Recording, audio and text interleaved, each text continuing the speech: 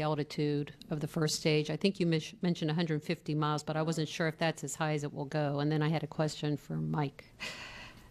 I don't. That's actually usually the altitude, roughly, but and I don't think the burns reduce the altitude that much. So it's probably a little bit lower than what I quoted here. I had to look up the numbers. I can get back to you on that. That would be helpful. Thank you. And for Mike, you mentioned that you plan to fly ultimately more one-year missions. And would you envision those being back to back to back?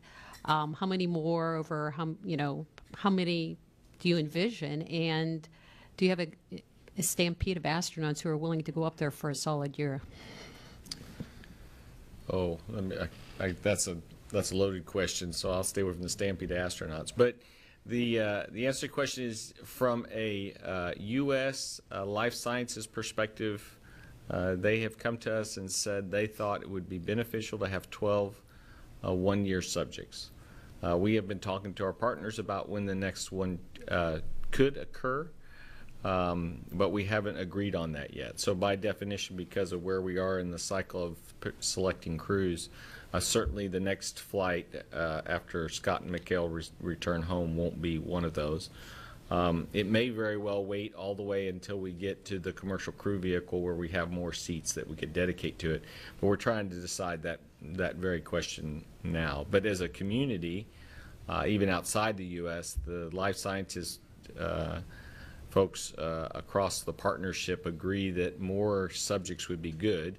They're trying to get enough subjects to know whether or not we've reached equilibrium at 6 months, or whether there's enough changes that tells you need to do more to know if you can go further than 1 year on orbit. So the whole point of the subjects, even though statistically speaking 12 isn't a huge number, it's enough to see if the curve is going to change.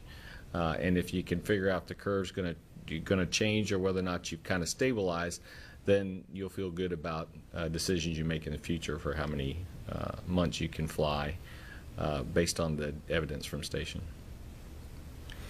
Bill. Just a very quick question for Hans. How long does safing last before the crew can get on board the drone ship? And I was wondering, I assume the LOX boils off and vents.